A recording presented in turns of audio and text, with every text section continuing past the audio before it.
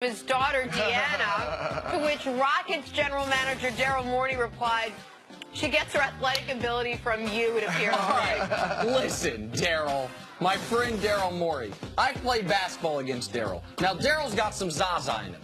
Daryl's a little dirty. Daryl will chicken wing you. Daryl also, I don't know if he can get more than 6 inches off the ground, even though he's 6'5" tall. This idea that I think because I do the show with Chris Carter, and who is a Hall of Fame athlete, now I'm doing the show with Chris Broussard, who is a high-level college athlete, and Jenna Wolfe, obviously, an all-star athleticism workout warrior. I feel like my athleticism is underrated by America. I would if I broke your shoulder, like waving to someone. No, I broke my shoulder by the way, maybe this part of the Zaza stuff, being cheap shotted in college and had to have her in high school and had to have her reconstructed. What are you saying? I will say this: if I had to vote on who was more athletic, you or Daryl Morey, I would go with you. I would have to go with you. Appreciate that. I know the high school Daryl played at. I covered it. Oh, really? Hey, Daryl, hold this L, my man. That's on you. Goodness gracious. Anyway, can we just think what's more important here? Was Deanna okay? What? Oh, Deanna's fine. She's a trooper. Trooper. She's on top. She's fine. At least somebody asked. All right, time for some stories to start your morning. The Rockets won their 13th straight game last night. Houston beat the Jazz 96-85 behind. 26 points from James Harden, so an off night for him. Rockets still a half game up on the Warriors. Chris, could the Rockets keep it that way the rest of the way, always a step ahead of the Warriors? Oh, yeah, no question. Look, they're playing outstanding basketball. I want to ask you this, Nick, because I don't have these concerns. But a lot of people you talk to have concerns about James Harden and Chris Paul in the playoffs. In crunch time, we've seen both of them, especially Harden, struggle when it gets tight. What do you... I think those concerns are valid because we've seen it, particularly with Harden. I think with Chris Paul, like, and I mean, I watched Chris Paul in a Game 7 hit a game-winning shot to beat the Spurs in a playoff series. But Harden has had, I think, 2 10-turnover games in critical games. Now, last year, the Rockets won't say this. I believe Harden got concussed. An undiagnosed concussion. If you remember in Game 5, he was great until he got elbowed. In Game 5, he was bad at the very end, and then he was awful in Game 6. He was freaking absent. Right. I think Harden, I really think he was dealing with a head injury that game. And so I believe in the Rockets. They are, at this point in the season, 32-3 when Harden and Chris Paul play. Like, that is a real number, and that is something that is one of the reasons I believe they actually could beat the Warriors. Yeah, I think the Warriors are the favorite, but I give them a real shot to beat Golden State. We haven't seen a backcourt rack up this many assists as Harden and Chris Paul since Magic Johnson and Norm Nixon. Norm Nixon. Norm was nice. People forget about Norm because he got traded to the Clippers. Right. But he and Magic were both great. He actually had more assists than Magic some years. What? That I didn't know. Yeah. Hey, Paul George is the latest superstar to complain about the refs. Almost a theme these days. Have skills, will complain. George said that he and teammates Carmelo Anthony and Westbrook are officiated differently than the rest of the NBA. Nick, does George have a point here? I haven't seen this. Like, I watch the Thunder as much as I watch almost any team in the league other than the Cavs and the Warriors, and I haven't seen it. Like, I don't watch the games and like, man, they're getting a tough whistle. Man, like, I feel like Russ goes to the line a lot. I think goes to the line more than any player in the league other than Harden and DeRozan, and that's a huge part of both of their games. Melo doesn't deserve to go to the line a lot. I love Melo. I'm a Syracuse guy. But he's just a mid-range shooter at this point in his career. And Paul George, I don't think he's getting a tough whistle. So I'm not saying he's wrong, but I haven't seen what he's talking about. No, I'm with you on this one. I just don't see it either. Like you said, Melo is shooting jump shots most of the time. Rarely do you see Melo put it on the floor and go to the hole. Now, I think that may have been a foul. But outside of that, that's going to happen to every player occasionally. But for the most part, I think George and certainly Westbrook are getting a fair whistle. Yeah, I haven't seen it. All right, finally, a 76ers fan put up 3 billboards in Cleveland to try to entice LeBron James to come to Philadelphia and play for the 76ers. Okay, so the first one shows the potential starting lineup if LeBron came to town. That's a 2-3 zone. Second one there says complete the process, and the third says that Philly wants LeBron. Nick, is Philly a legit option for LeBron next season? Absolutely. I would say Philly, if LeBron leaves Cleveland, which I believe he will if they don't win the title, Philly is either first or second most likely to land it.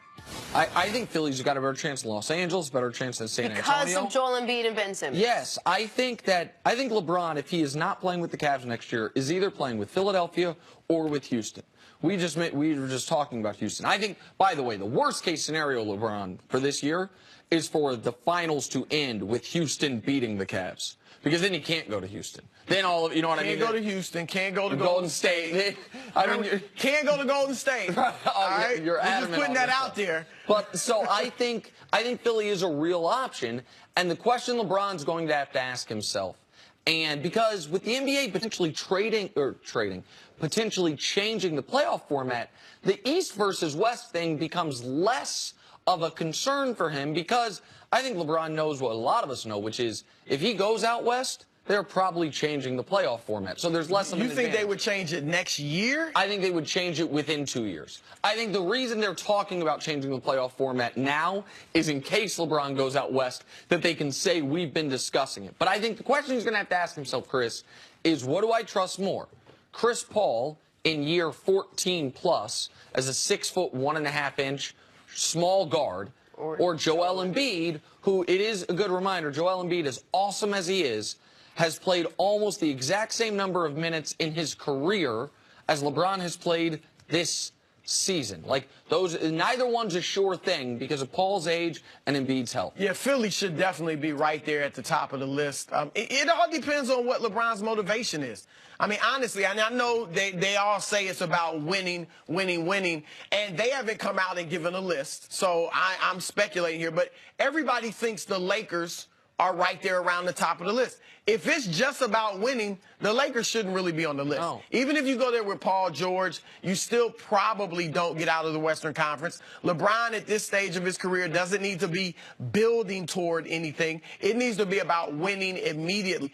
If he went to Philly, obviously you got two other great players. That's a heck of a big three. And LeBron and Simmons could play together because LeBron can handle the ball. Simmons can go post up at times.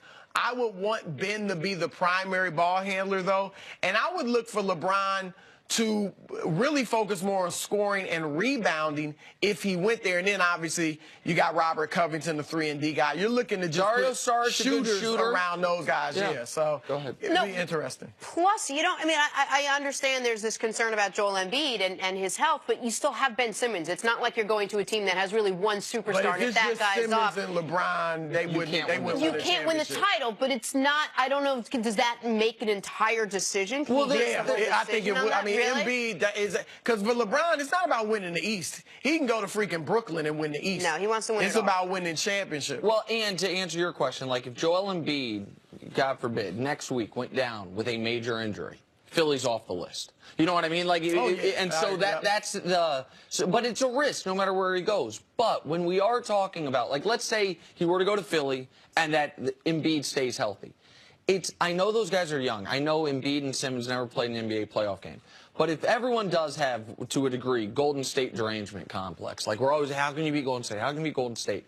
The size that Simmons, LeBron, Embiid could put on the court against Golden Not to State. mention Covington and Saric. Absolutely, but so all those guys are 6'7" or taller. Yep. But just like, it's tough to have Draymond as your center, which is your dominant lineup at Golden State, when Joel Embiid's the other center. Like, I know that Draymond's played him well last year a little bit, but Joel Embiid's 6 inches taller. Yeah. Also, like, Steph cannot guard Ben Simmons. Like, with the size, You would have nowhere to hide. you would have nowhere to hide Steph because of the size. Like, that is interesting. Yeah, this is always the discussion. When you talk about the Shaq, Kobe Lakers, or one of those old great teams playing today's Warriors, today the Warriors can get away with playing small because most centers don't have enough offensive skill to punish you, put 40 or 50 on you. Embiid could really punish Draymond or whoever they put on Absolutely him right. with the Warriors. All right, let's talk a little football. Let's talk Vikings. According to reports, the team decided not to franchise tag their quarterback, Case Keenum, despite him taking them to the NFC Championship game. Vikings now have a decision to make: sign one of the 13 quarterbacks they have on staff or go after Kirk Cousins. Cousins has also been linked to the Broncos, the Jets, also the Cleveland Browns. But now there's reportedly mutual interest with Minnesota. So, Nick, what do you think? Would the Vikings be the perfect fit for Cousins? I think Cousins in Minnesota next year makes them the favorite to win the Super Bowl because they don't have any significant pending free agents this offseason. You would basically have the same team you had last year. They actually had a lot of money allocated to the quarterback position already this year because Sam Bradford was making, I believe, $18 million.